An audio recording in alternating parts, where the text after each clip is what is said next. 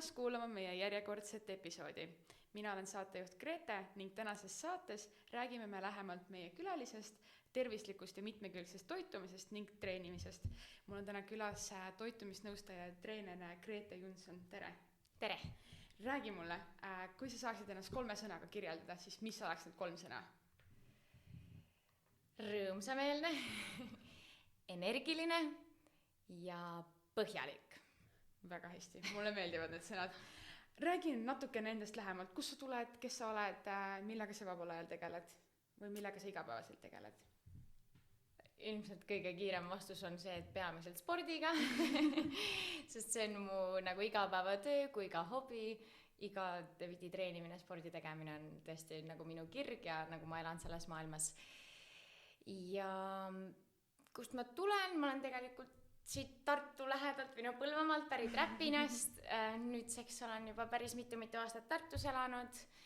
Õpin, töötan hästi tihedalt, siis olen Tartu Ülikooli spordihoones, veedan aega palju seal ja töötan noortega, lastega, olen kergejõustikutreener, siis lisaks sellele täiskasvanutega tegelen ka personaaltreeningutega ja siis toitumisnõustamisega täpselt samamoodi, et abistan nii sportlasi toitumisega kui siis ka selliseid erakliente.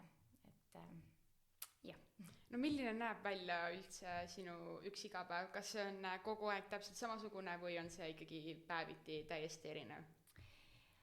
Suures pildis on ta üpris sarnane, aga sellist rutiini mul kindlasti ei ole. Mida ma väga naudin enda töö juures on see, et ma ei pea minema täpselt samal kellaajal iga hommik tööle ja lõpetama täpselt samal kellaajal.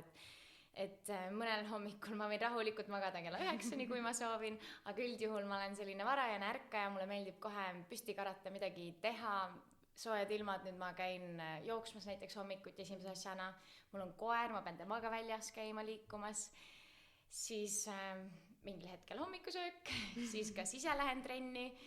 Tavaliselt ma proovin enda treeningu teha ära enne, kui ma alustan tööga, ehk siis tööpäev algab mul selline peale kooli ajad, siis millal hakkavad noortegrupid.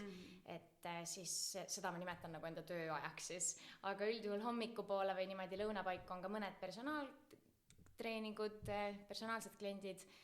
Ja niimoodi ma siis seda miksin, et enda trenn, teistele trennid, veel enda trenne, ma teen ka videotrenne hetkel, kuna see on üpris aktuaalne, et mul on mõned kliendid, kuna ma elasin Londonis, siis mul on siiamaani mõned kliendid ka seal, et ma teen nendega video vahendusel siiamaani trenne. Ja niimoodi see läheb siis kuskil kella 8-8 üldjuhul oled nagu rattas niimoodi pidevalt, aga samas see on siuke mõnus, et ma naudin igat enda päeva kindlasti. Sul tundub siis igal juhul väga aktiivne ja tegus päev olevat, aga mina olen välja uurinud ja sa mainisid ise ka Londonit, et sa oled Londonis õppinud sporditoitumise erialal. Mida see eriala endast üldse siis kujutab ja kuidas sa selleni jõudsid?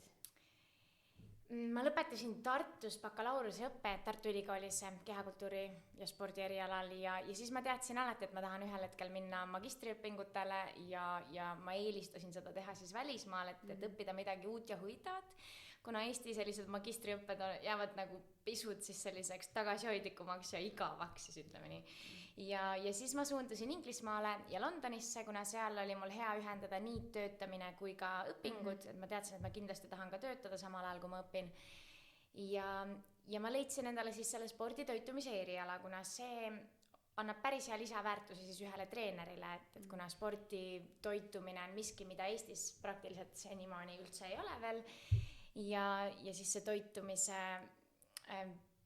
siis parem teadmine ja põhjalik teadmine kindlasti tuleb igale treenerile kasuks. Aga see sporditoitumine oma erialalt siis keskendub rohkem just sportlaste abistamisele, et kui me mõtleme just tippsportlastele ja kuidas nende saavutusvõimet parandada, siis see on siis põhimõtteliselt minu eriala. Aga muidugi on mul olemas ka kõik need baasteadmised tänu sellele erialale, et mida siis ka tavainimene peaks põhjalikumalt teadma või millele rohkem tähelepanu pöörata. Et ma leian, et ma sain sellise hea kombinatsiooni endale kokku tänu selle Inglismaal käimisega siis. Aga kui mõni kuulaja praegu tunneb, et teda huvitab ka selline asi, siis kust sina infot leidsid ja kust tema võiks selle kohta infot leida? Ma arvan, et sõber Google tuleb meile siin appi, sest et ma vist hakkasin guugeldama rohkem, et ma teadsin, et me valisime elukaaslasega koos, me läksime koos õppima välismaal, et see oli nagu ka suur pluss, et ma teadsin, et ma ei pea üksinda minema ja ma hakkasin guugeldama ja me valisime sihtpaigaks Londoni ja siis ma hakkasin sealt otsima, mis ülikoolid seal on. Vastavalt siis nendele ülikoolidele vaatasin nende spordierialasid, kuna väga paljud ülikoolid tegelikult üldse ei paku midagi sporditeadusega seonduvat. Ja siis sealt edasi ja mingil hetkel mul siis jäi kuskil 3 huvipakkuvat eriala ja igale poole ma kandideerisin. Ja tegelikult ma alguses läksin ka ühte teise kooli õppima, kus oli erialaks spordifüsioloogia, aga see siis umbes poole aasta pealt ma sain aru, et see ei olnud päris see ja siis ma vahetasin siis eriala või pool aastat hiljem astusin teise ülikooli ja valisin siis teise eriala.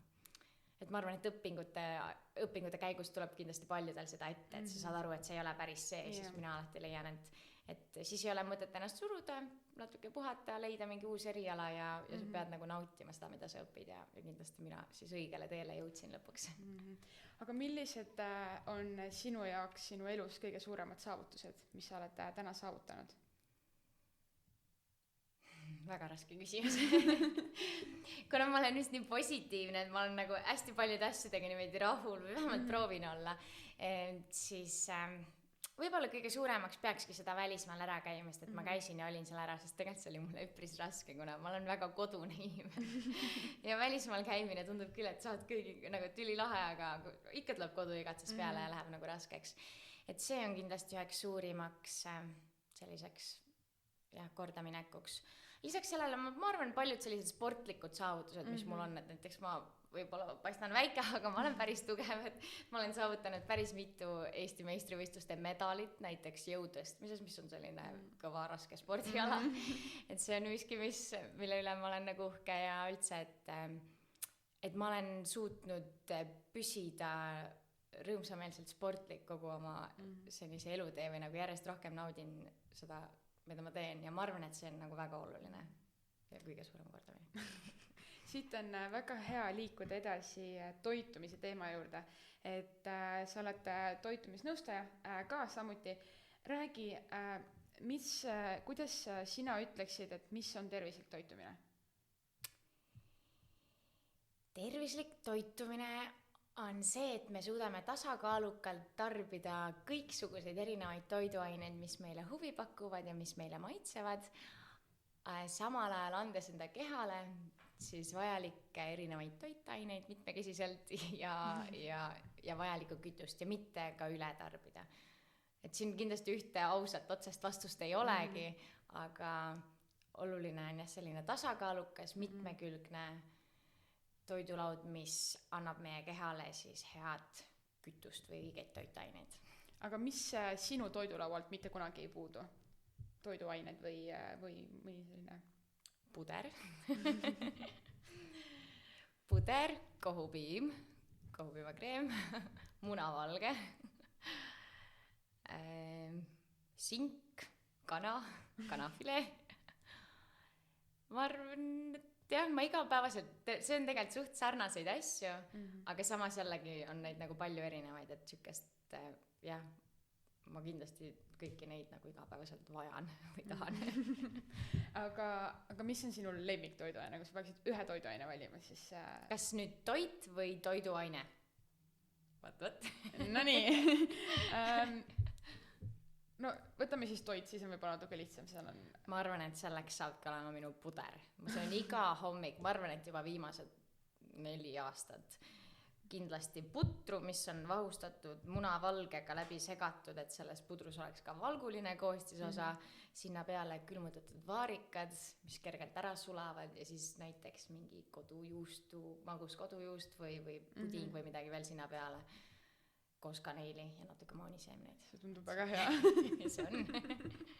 Aga räägime me siin, kuna meie podcast on suunatud ka noortematele inimestele, siis kuidas mõjutab tegelikult ühte noort inimest siis mitte täisväärtuslik toitumine?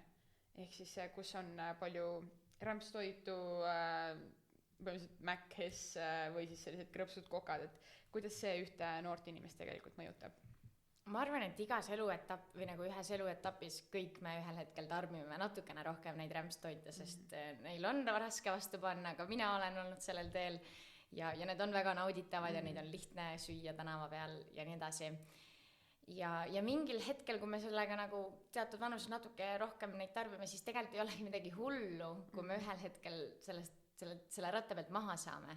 Et selles mõttes ükski toit ei saa igavesti meie elu ära rikkuda. Aga kui me sellesse harjumusse kinni jääme, siis pikas perspektiivis süües igapäevaselt sellist rämpstoitu, nii-öelda ütleme siis rämpstoitu, sellist kiiret toitu, kus on väga palju halbasid rasvasid sees, siis see võib meie elu rikkuda nii palju, et meile tekivad sellised kroonilised haigused, mis võib välja kujuneda, ma ei tea, diabeediks või suurem risk südame-veresoonkonna haigusteks, mis kõik noore inimese elu väga ei mõjuta, aga kui sa oled juba 30-ndates, 40-ndates, 50-ndates, siis on see juba päris ebameeldiv faktor seal juures. Et noor inimene võiks siis mõelda tuleviku enda peale, ütleme niimoodi, et see on nagu see mõttekoht. See on väga hea mõttekoht, ma arvan, et väga paljudele tegelikult mõtlemiseks. Kuidas leiad sina motivatsiooni, et päevas siis üldse mitmekülgsemalt toituda ja tervislikult toituda? Ja kuidas siis meie kuulaja võiks leida seda motivatsiooni, et tervislikult ja mitmekülgselt toituda siis ikkagi päevast päeva?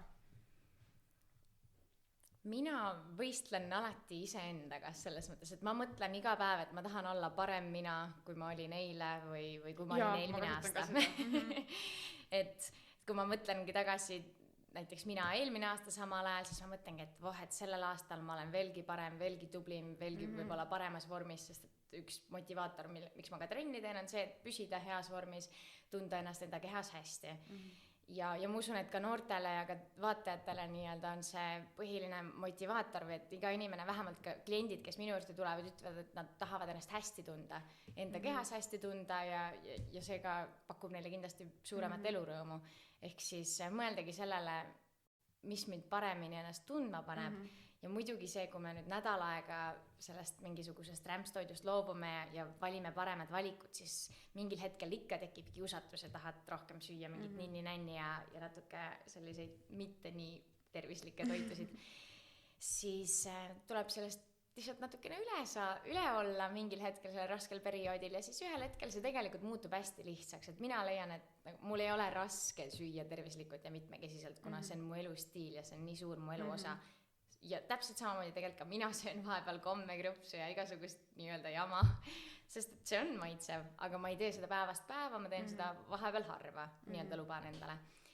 Ja kui mul on see tasakaal selline nagu välja töötatud enda jaoks või kui mul on selline harjumus juba sees, siis ma nagu motivatsiooni tegelikult ei vajagi, et see on lihtsalt minu igapäevaelu. Ja ka inimestele kes veel sellise igapäevaelu peale ei ole jõudnud, siis tuleb lihtsalt harjutada ja tuleb, vahepeal on raske, tuleb natukene siis meel tugevaks teha ja sellest üle olla ja ma usun, et ühel hetkel mõistavad kõik, et et ma tegelikult tõesti enam ei taha seda šokolaadi ja naudingi rohkem neid paremaid ja tervislikumaid toitusid. Et kõigil on kindlasti võimalik sinna jõuda. No mina tunnen näiteks seda, et tihtipeale on ka see, et tegelikult aastaajati nagu on see söömine niimoodi, et nagu kui on nagu see külm ja nagu raske periood, siis see võib-olla nagu tahadki rohkem süüa nagu sellist nagu mitte tugevamat toitu, aga rammusamat aga samas kui on suvi, siis sa ei taha seda mingit hullult sooja toitu, et sa pigemgi sööd just mingit värsket ja salatit ja mingit puujuurvilju, et et sa ei taha seda nagu mingit hullult sooja toitu, et tegelikult et see võib-olla oleneb siis sellest ka, et nagu enda puhul ma näiteks ka tunnen, et kuigi ma armastan salateid, siis talvel on mul kuidagi hullult keeruline endale salatit teha, sest nagu mõtlen, et ma ei tea. aga samas ma tean, et see on täiega hea asi ja suvel tegelikult ma põhimõtteliselt toitun käinud selles, sest ma näen, et see on täiega hea ja see tekitab nagu hea tunde ka, et sa ju liigud, sul on midagi kerget, aga samas midagi toitvat ja see on põhiline. Aga suvest rääkides, et meil on nüüd kohe suvi ukse taga ja ilmselt väga paljud mõtlevad siin ikkagi sellest, et kuidas siis suveks vormi saada. Et võib-olla on proovitud erinevaid dieete, pole aidanud, et mida sina neile soovitaksid, et kuidas siis suveks ikkagi vormi saada või ennast siis enda kehas hästi tunda? Number 1, ma ise soovitan alati liikumine, et toitumine on ülioluline ja kohati isegi jah, olulisem kui trenni tegemine, aga kui inimene ikkagi üldse ei liigu ja ta on hästi passiivne ja hästi palju istub, siis on jube raske selle vankri pealt maha saada. Et see liikumine on number 1, et ma ei tea, näiteks kas või tekitadagi endale samasugune rutiin, et hommikul esimese asjana sa lähed õue, sa jalutad natukene ringi, et sa saad sellist päevast päeva liikumist ja vähem istumist, et juba see, et sa saad enda keha rohkem liikuma, su keha hakkab rohkem energiat kulutama ja juba nii-öelda siis me läheme paremasse vormi tänu sellele. Pluss liikumise ajal üldjuhul väga palju ei sööda. Vastupidiselt istumise ajal kiputakse näksima. Et ajagem ennast toolidelt püsti ja liikumine on kindlasti soovitus number 1. Ja soovitus number 2 on võib-olla jah, et neid toiduvalikuid siis muuta just nagu sa ütlesid, et kergemaks ja natukene rohkem salateid, värskemaid roogasid, et praegu on niisugune grillihooaeg, et ülilihtne on ju, ma ei tea, makaronide ja riisi ja kartulipudru asemel endale teha värske salat ja grillliha hoopiski. Mitte, et kartulit ja makaroni ja riisi ei tohiks süüa, need on ka väga okeid, aga selles mõttes, et kui me tahame siis natukene seda energiatarbimist vähendada, siis me peaksime valima ka lahjemad toidud. Ja 3. on väga oluline asi, mida paljud inimesed ei kipu nagu tegema, on pöörata tähelepanu sellele toidule, ka siis niipidi, et sa vaatad näiteks, mis selle toiduaine sedeli peal kirjas on, et missuguse toidu sa endale valid, näiteks grilllihade seast. Et kui sa võtad 3 erinevat grillliha endale ette ja sa loed seda toiduaine sedelit, mis seal kirjas on, igal toidul on informatsioon taga kirjas, vali see kõige väherasvasem liha. Väike teene sulle endale juba, see liha maitseb võib-olla täpselt sama hästi või isegi paremini, sa saad seda palju rohkem süüa, sest et seal ei ole niivõrd palju rasva, sa saad sealt valku, pisut vähem energiat ja see juba täpselt samamoodi siis lõppeesmärgile jõuad lähemale, et mida väherasvasem see liha on, seda parem ja kasulikum ka sulle. See tundub väga raske, aga ma usun, et see on tegelikult palju lihtsam, kui see vist tundub, on ju? Et hästi palju jääb, ma olen ise selline teadmiste taga ja hästi palju jääb tegelikult inimeste teadmiste taha kinni, et see tegelikult tundub raske, aga ainult sellepärast, kuna neil pole õrna aimugi, kuidas seda teha või mida täpsemalt teha, aga mida paremini või rohkem nad ka teavad, seda lihtsam on neid asju ka jälgida ja neid muutusi elus siis sisse tuua.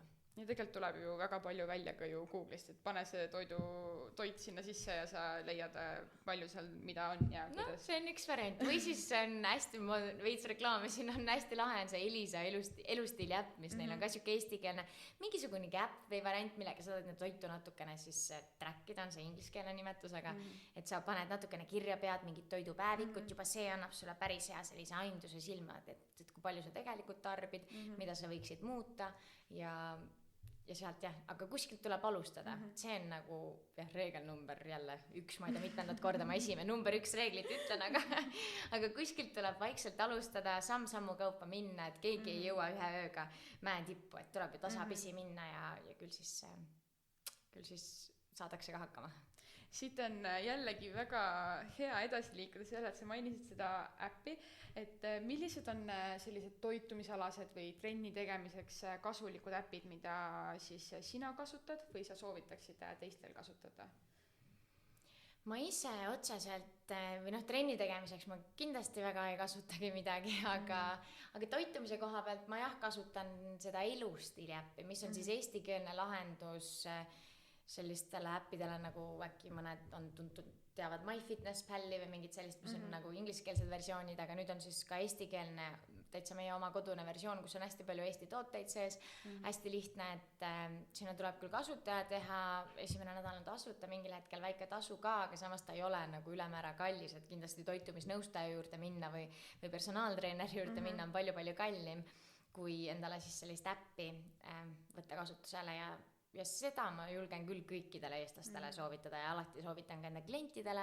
Seal on ka tegelikult treeningud, mõned audiotreeningud sees, kus on minu hääl taustal, minu tehtud treeningud, et saab ka neid proovida ja seal siis enda toitusid kirja panna. See äpp ühtlasi annab ka toitumiskavasid või selliseid retsepte erinevaid, mis sobivad siis inimesele spetsiaalselt sinu kaloraažile ja sinu toitumisvajadustele, mis on väga-väga hea lahendus.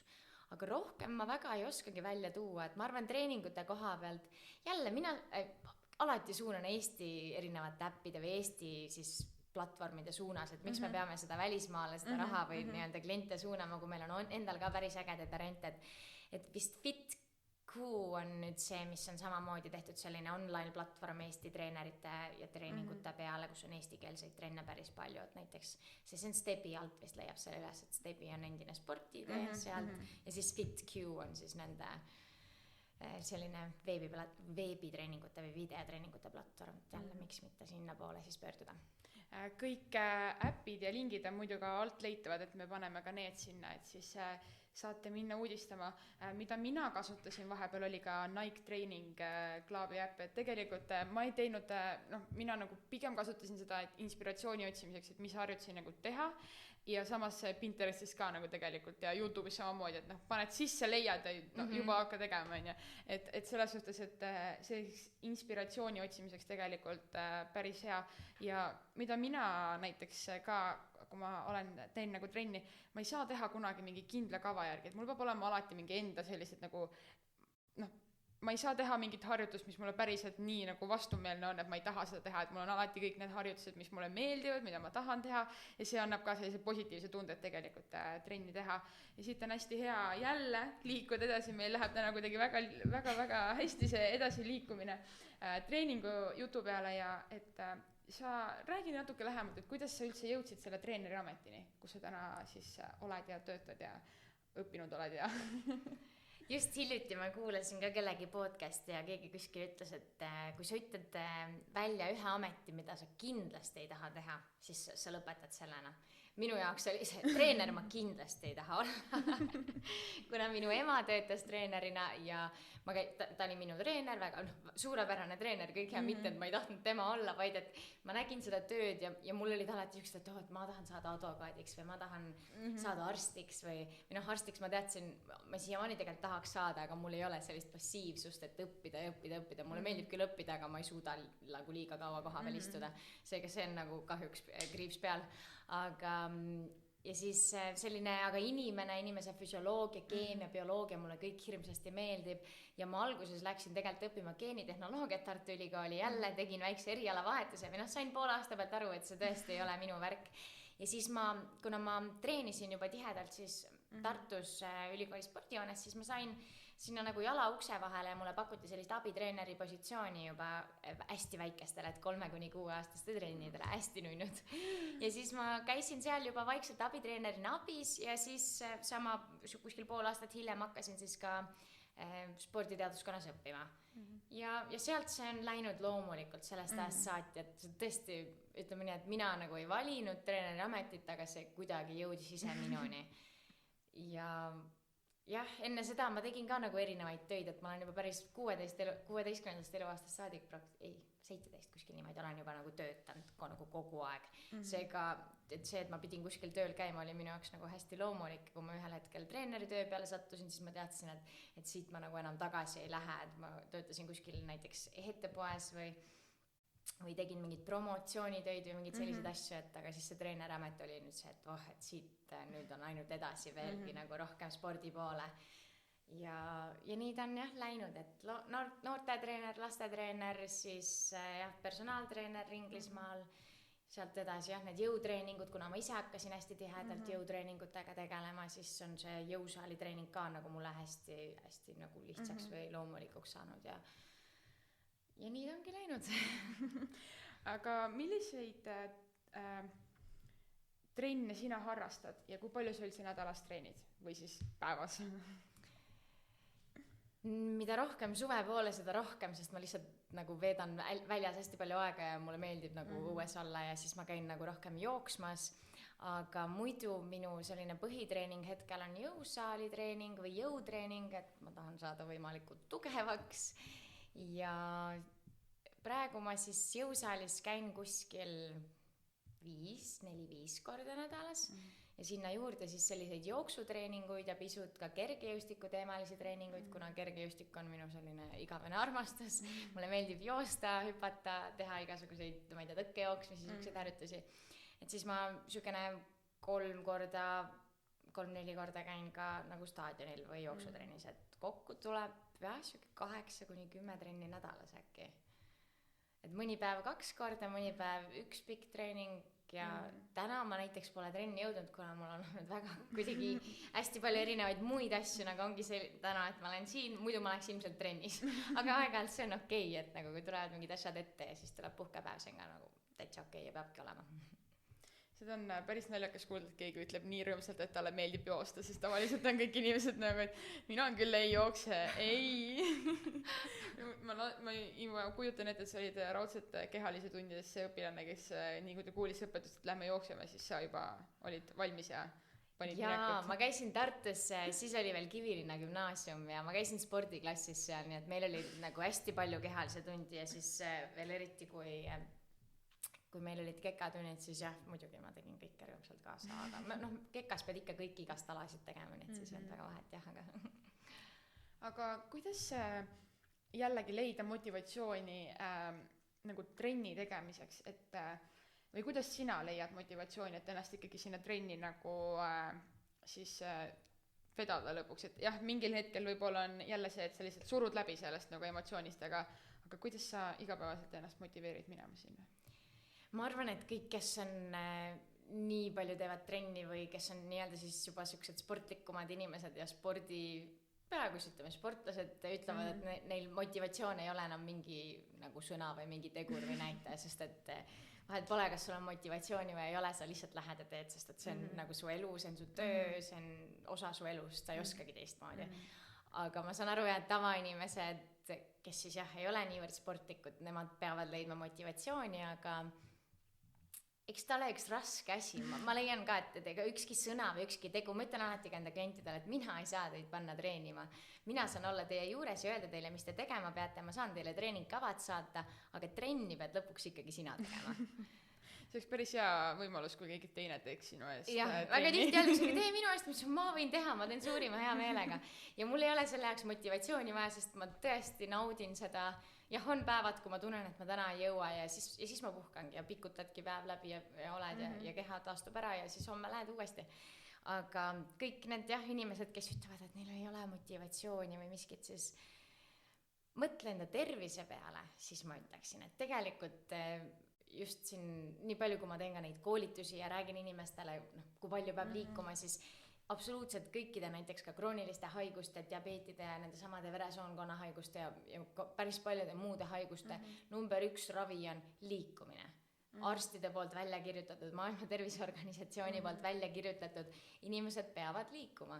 Liikuda peab lapseeas vähemalt tund aega päevas, pead jooksma ringi, olema jalgadel. Mida vanemaks me saame, seda nii-öelda väiksemaks, küll see liikumise hulk võib jääda, aga niivõrd passiivsed, kui meie tänapäeva ühiskond on, ei pea üks inimene selles mõttes olema, et kohustuslik on vähemalt 30 minutit 5 korda nädalas.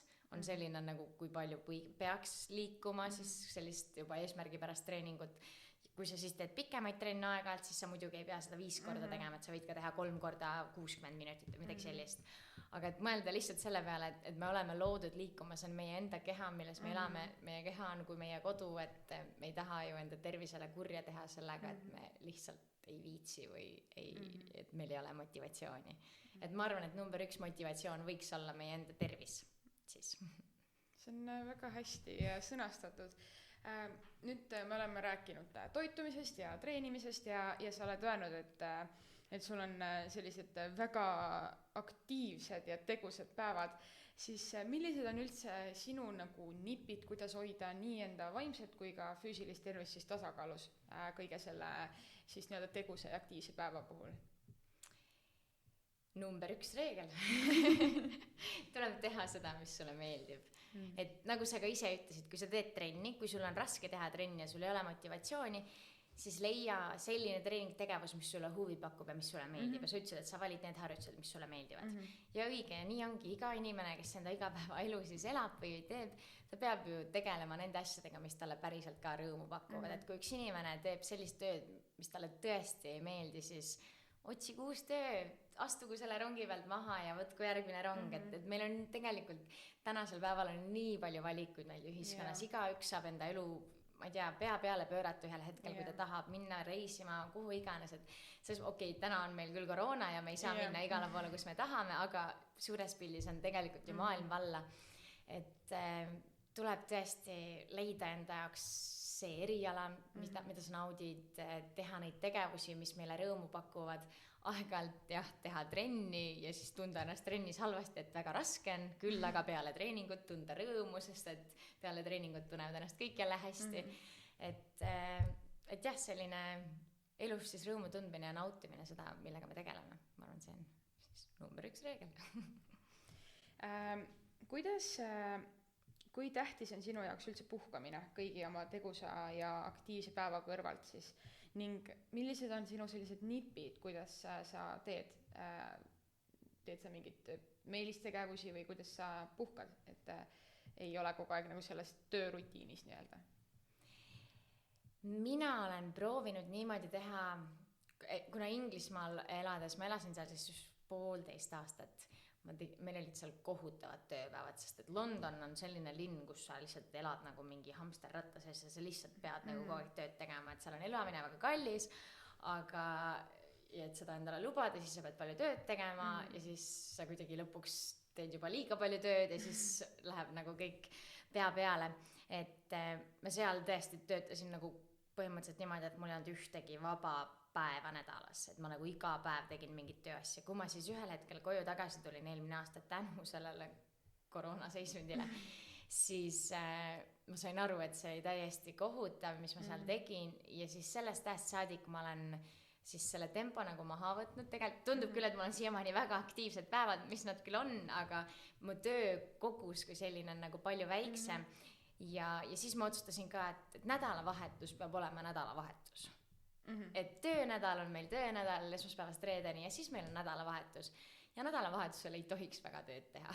Näiteks kuigi treeneriamet, nüüd kindlasti kõik treenerid, kes mind kuulavad, et kuidas siis nii, et nad peavad ikka nädalavahetusel ka minema trenni aga nagu sa pead ise suutma ennast välja lülitada ja et sa ei vasta nendele meilidele nädalavahetusel, mis sulle tulevad ja sa vastad neile esmaspäeva hommikul, sest et nädalavahetus on puhkeaeg ja et see on nagu sellest töökoormusest võib-olla puhkamine, aga muidu füüsiline puhkamine, ma arvan, meie keha ütleb meile päris palju ise, et tuleb nagu ise ennast kuulata, et mina saan aru päevadel või nagu mingitel hetkedel, kui ma hakkan väga ära väsima, siis ma otsin kaootiliselt niimoodi istumispaika alati. See on siuke hästi naljakas asi, nagu kui ma muidu olen staadioni peal või spordihoonest, et annan trenne, ma olen alati jalgel. Lastega tegeled seal või täiskasvanutega tegeled alati jalgel, kõnnin ringi. Ja siis mõned päevad on siuksed, et ma nagu kogu aeg vaatan, et kus saaks istuda. Ja siis nagu istud jälle ja leiad ennast jälle istumas või toetamas kuskil ja siis saad aru, et okei, täna ma vist olen väsinud, et istu siis ja puhka siis, et see on nagu kohe selline alateadus, et ma ei peagi ise mõtlema, et nüüd on aeg puhata, vaid ma tõesti teen seda nagu ise. Et see on jah siuke nipp. Ja muidu, ma ei teagi, õhtuti tuleb lihtsalt pikutada ja diivani peal jälle lihtsalt võib-olla pea välja lülitada, et hommikul värske peaga jälle uut päeva alustada. No millised on siis, kui me võtame nüüd kokku, siis mis on need 3 nippi, kuidas sa aega maha võtad ja puhkad? Et vaadata telekat, lugeda raamatut, kuulata podcasti või vaadata mingeid videosid, midagi sellist, mis ei ole seotud võib-olla siis meie igapäevatöö või elu või meluga, et sa lähed nagu sellest raamist korraks välja. Minu meelest see väga hästi puhkab meie pead ja meie mõistust või mõtet, et me vaatame midagi, võib-olla mingit komöödiat või midagi hoopis teist, mis on nagu kergelt mõttes meelelahutus. See on üks minu nipp kindlasti. Number 2 ma ei teagi, võib-olla siis aeg-ajalt jälle näiteks toitumise mõttes lubad endale mingi eriti maitsev maiustus või roog või midagi sellist, mida me jälle naudime ja lihtsalt tunda sellest rõõmu, et mitte kogu aeg mõelda, et ma pean tegema häid ja tervislikke valikuid, vaid aeg-ajalt ka teada, et ma luban endale täna terve topsi jäätist või mis iganes ja siukene mõnus siis lõõgastav tegevus.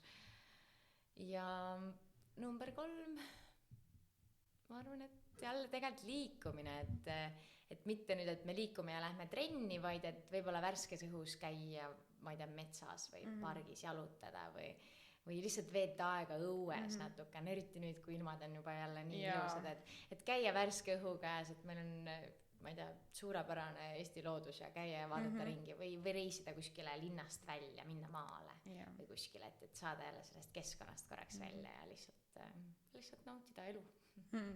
Ja sinu selle jutu juurde, et mine metsa või parki, nüüd kui on tegelikult väga soojad ilmad ja on väga hea võimalus proovida ära ujumine, sest kui sa võib-olla talvel ei julge minna nagu täitsa jääkülma vette, siis praegu ei ole ka vesi nagu ju kõige-kõige soojem, aga see on isiklikus kogemuses, see on nagu väga-väga tore. Mina käisin just üks päev esimest kord ujumas ja see tuli tegelikult hästi naljakalt, me vedasime korterikaaslasega nagu kuidagi kihla või et olime, et ma pakkusin talle, et tead, ärkame kell 6 ja lähme ujuma. Ta oli nagu, ei, lähme täna ujuma. Ma olin nagu, okei, lähme. Lõpuks läksin mina, ta oli väga üllatunud, et ma ikkagi läksin sinna vette. Alguses oli külm, pärast oli nagu mõnus, selline täiesti karastav, täiesti uutmoodi tunne ja pärast tegelikult sain ka tema vette, nii et selles mõttes täiesti selline uus asi, mida proovida. Ja mina, kellele ei meeldi, mulle meeldib külma vett juua, mulle ei meeldi, kui külm vesi mind puudutab, siis see oli nagu selline väga kuidagi karastav ja värskendav ja tegelikult ka nagu väga hea asi, mida praegu proovida. Aga millised on siis täna sinu tuleviku väljavaated või siis tulevikuplaanid, et kuhu edasi? Just täna ma sain näiteks kokku, et miks ma ütlesin, et ma ei ole täna trenni juhtinud ja palju erinevaid muid asju, siis ma sain kokku enda doktorikavandi juhendajaga, sest et ma tahan nüüd sisse astuda Tartu Ülikooli doktoriõppesse ja siis teha seal spordivaldkonnas ja toitumise valdkonnas natukene tegusid ja veel sellist siis nagu õppida, teadust teha ja iseennast arendada ja jõuda siis ühel hetkel doktorikraadini, et olla doktor Grete. See on siis jah, minu sükene kõige lähedasem projekt ja siis lisaks sellele ma arvan, et veelgi kaugemale või veelgi rohkem tegeleda sellega, et ma teadustan inimestele seda sportlikku eluviisi ja sellist tervislikku toitumist ja seda sellist, ütleme siis paremat, tervislikumat ja aktiivsemat eluviisi võib-olla arendada, teadvustada, harida inimesi ja lihtsalt sellega tegeleda, et võib-olla anda veelgi rohkem teha koolitusi, ka selliseid esinemisi nagu siin, see on nagu imetore, et mind kutsuti väga minu jaoks esmakordne, aga väga lahe ja siis veel maja ehitada, näiteks see on mul miski, mis elukaaslasega hetkel tasapisi käib, et nokitseme vaikselt maja ehituse kallal. Enne veel, kui ma saan minna siis täitsa meie lõpu juurde, mul on üks huvi pärast küsin, kui palju nagu protsentides siis on sinu riidekapis spordiriided ja kui palju tavariided? Ehk siis, kui sa nagu tegelikult töötad treenerina, siis enamus ajast sa ilmselt vist ikkagi käid trenniriietes, on ju, nii et kas su kapp on umbes täpselt niimoodi, et sul on 95% trenniriided ja 5% siis mingid viisakad riided, kui sul on vaja minna kuhugile? Või sa ikkagi käid spordiriietega kogu aeg? No igapäevaelus vist jah, üldjuhul näeme niimoodi Nike'is kuskil pealaest jalatallani jah, et ja ka isegi nädalavahetusel ja isegi jah, päris palju aga tegelikult ei, mul on ikka jumala palju ka igast suvekleite ja muid riideid ka, et selles mõttes mul on vist pool ja pool tegelikult, aga seda teist poolt ma lihtsalt avan mingi 2 korda kuu jooksul sest et muidu on kogu aeg see üks pool nagu ja siis sealt niimoodi, nii et jah, aga ma tahaks küll, et mul oleks rohkem põhjust panna ka teise poole riideid selga, sest et nagu tegelikult on tore panna kleidikesi selga ja olla ikkagi tütarlapsele, mitte et spordiriietega seda ei saaks, absoluutselt saab, väga ägedaid spordiriided on tänaseks, aga lihtsalt, et selline sotsiaalne ja trenniväline elu on ka tegelikult väga oluline ja nauditav, nii et ma loodan, et see koroona olukord saab rutem mööda ja saab rohkem veelgi kanda kleite ja ma ei tea, peoriideid ja miskit sükest ka. Mul oli sinuga väga tore rääkida. Enne veel, kui ma saan täpselt öelda head aega väga toreda vestluse eest, siis räägime ka natukene uudiste aknast lähemalt. Meil on täpselt 2 uudist. nimelt esiteks Tartu Noorsootöökeskusele on ilmunud kuukiri, selle kohta leiate infot täpsemalt kodulehelt ja kirja saate ka ennast kodulehelt panna, ehk siis kui sa tahad, et iga kuu tuleks sulle meilile selline kuukiri, mis toimub, mis saama hakkab, siis pane ennast kirja ja jää kirja ootama.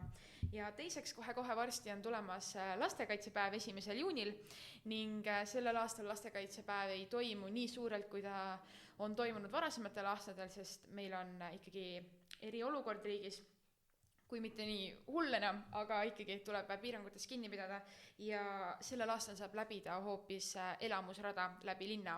Nii et kindlasti võtke osa ja loosis on hästi palju auhindu, nii et kes meist ei tahaks võita, nii et kindlasti selline mõnus tegevus väljas, lähete liiguta ja saate ka siis auhindu võita. Mul oli väga tore sinuga rääkida, aitäh, et sa tulid meie podcasti ning kohtume siis teiega juba järgmises episoodis. Aitäh, Grete, et sa tulid. Aitäh kutsumast. Ilusat päeva. Tšau!